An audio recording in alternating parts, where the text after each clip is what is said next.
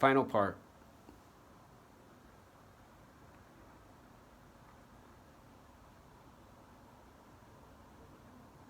Not only going as far with descriptions as I've just said, but then also having to live a normal, happy, unrestrained, free life. Not with the substances these kinds of people need to feel good, to have less emotion, and to just be joyous and in control and have attention and awareness. And how limited those options are for a person who's in a place like Seattle, Washington, and has to live in a place like I am now.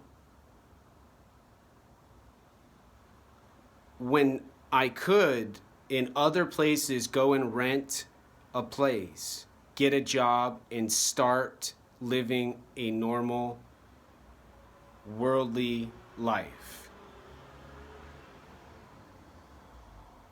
Other than go get some pretzels at the store, go to the strip club, go get a service animal, and, move my legs around because I can't sit like a Buddha anymore. I have arthritis in my back.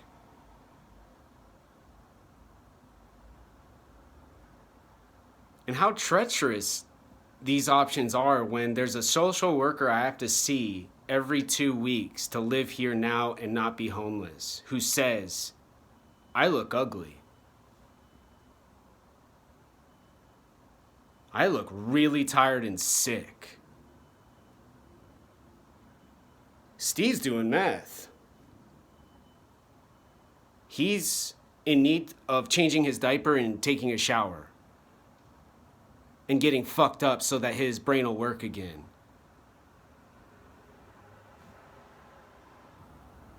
I'm describing hell, evil, patheticness, grossness, a dead animal, not eaten, but left to rot in the sun of Arizona in the heat. I'm describing a man who kills his whole family and then goes and kills himself. Unable to get rid of that compassion that person hates so much. And the same compassion maybe the people he was abusing had as self-defense. And he couldn't break it, so he killed everybody. The people down the hall next door over the yonder, they're not taking the time to understand human anatomy and physiology. They're not taking the time to go to the University of Washington, pay $100, and figure out what they're talking about. They're not going and starting small if they need to at the local public library and then Amazon. They're coughing in the hall. They're preventing the heat from being turned on. They're making sounds next door at 2 and 3 a.m.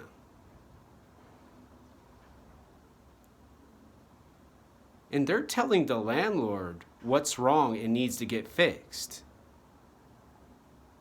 In describing the horrific obnoxiousness from 508, my home, my house, my apartment.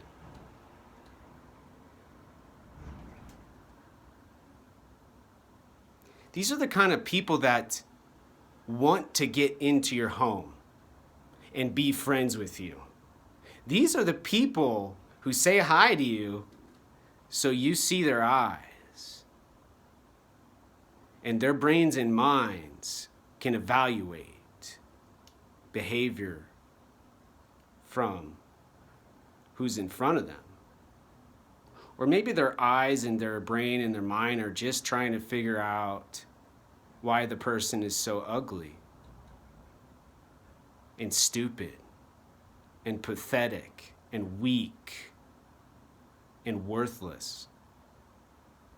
When all the person has to do is be emotionally okay.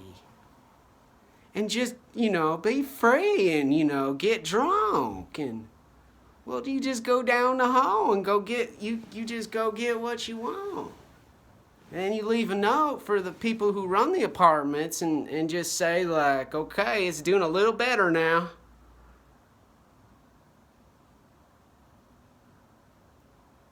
The information's not it's not any easier. The easier has passed, and now,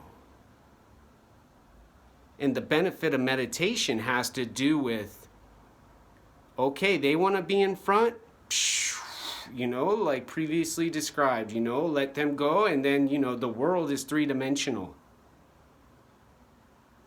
Go out, see them, go back, wait, go out, extra minute or two, miss the bus,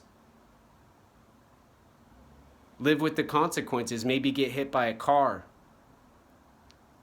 all to avoid their voice and their body and their demands.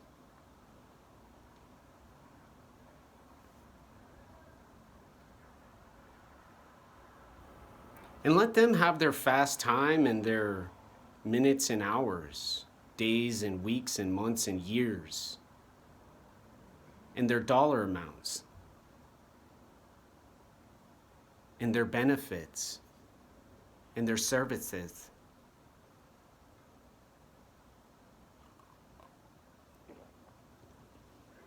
Go down,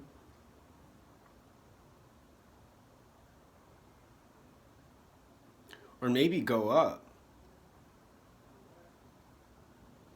If you've already gone down, like, oh, I know, good gosh, that'll hurt your chest. I mean, the smell alone hurts my brain.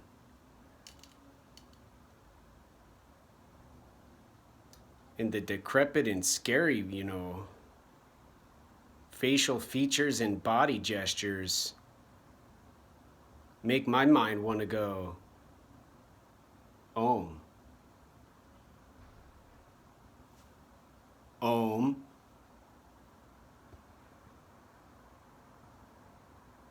And then find out, well, are they going to follow what I just said and, keep track of me some more? Because then it's harassment. Then it's criminally a violation. You live 2 doors down, 3 doors down, and you're keeping track of an apartment who's having a video made, who's doing video work for school.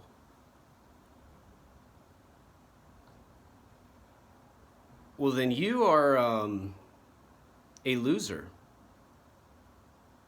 You are not a benefit to the world. You are being mean to the world.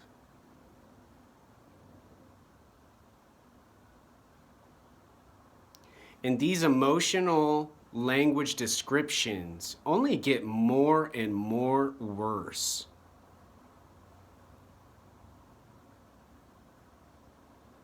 And, cause a person like Steve maybe to start doing meth or to go back to the substance. Or for, some other person to say, whoa, it was way freaking safer homeless. I mean, good gosh. Give me the fentanyl, give me the heroin, give me the crack, give me everything. The world is a simulation. The video game these people are building, little by little by little by little, to gain a reward, to get a stimulus, and to be satisfied all along the way. For the social good of the world.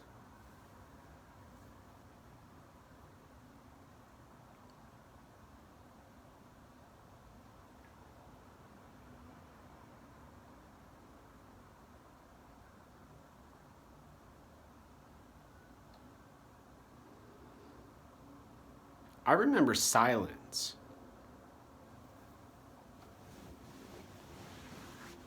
I remember stars. But I remember stars from when I was little, and I remember silence from a moment ago.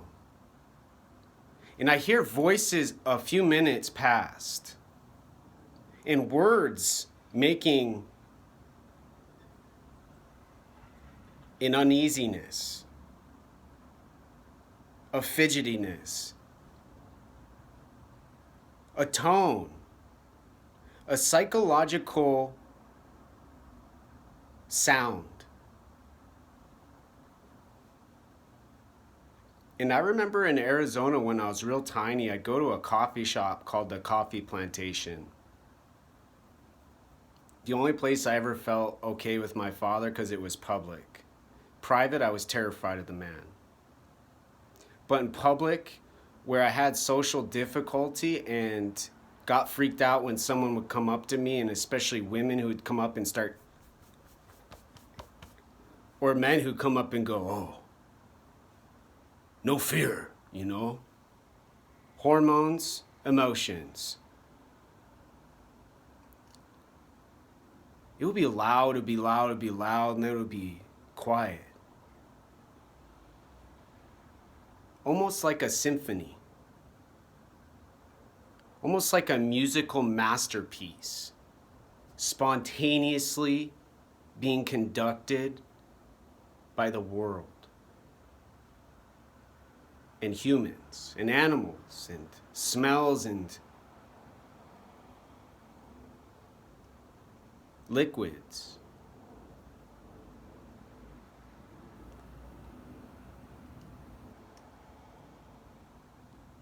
And how much consciousness I had. Fat Tuesday with their little slushy drinks, and I couldn't go there because they were alcoholic. But I love Slurpees, Ices, but mostly Slurpees.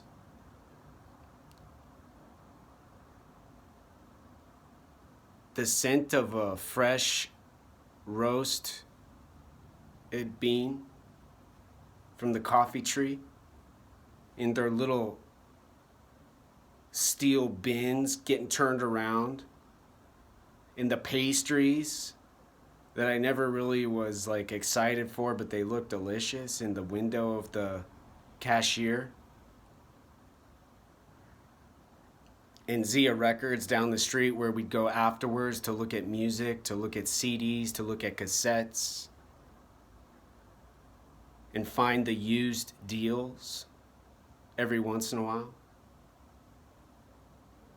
In the drive home from Tempe to Chandler on the freeway with music on the radio.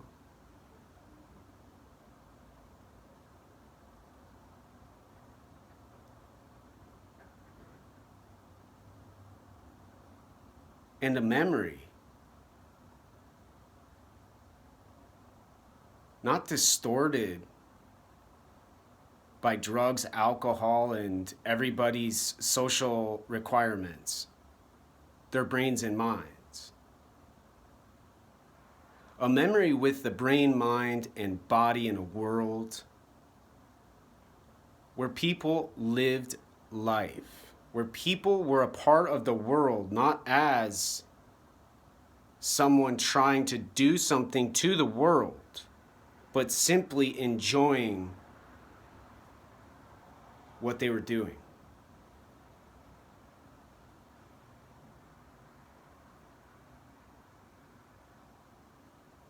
The end.